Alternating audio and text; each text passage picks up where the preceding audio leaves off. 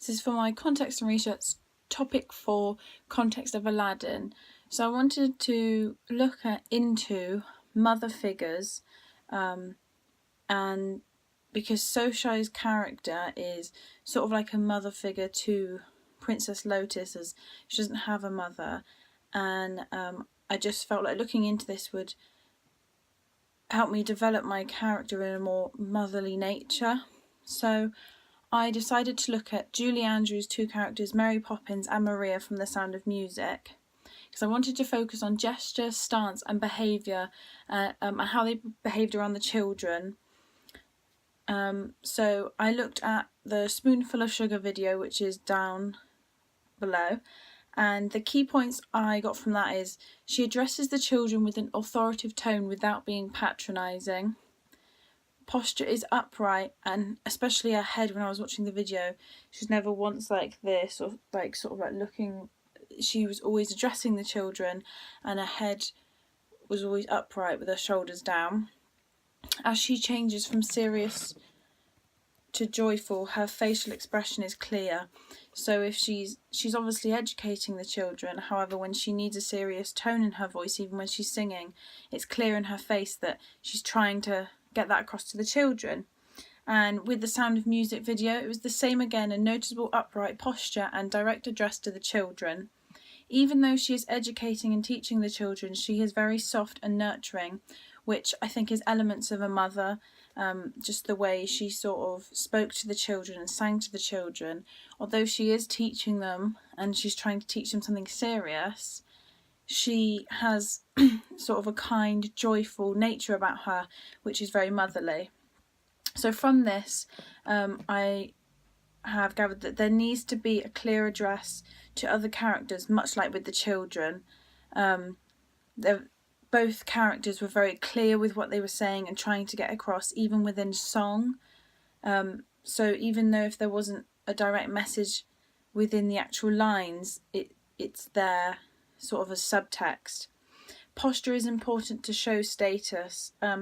Even though Soshai isn't her actual mother, neither were Mary Poppins and Maria to the children in both productions, but there's this motherly nature, so the posture shows the status of that motherly figure, being upright, much like her head was. And tone in which the lines are delivered is very important. So in terms of adding this to my own work, I will look at the direct address between Lotus and Soshai, look at our lines and see how I can deliver these in a way that is nurturing and motherly whilst having a serious tone, as her handmaiden looking after her.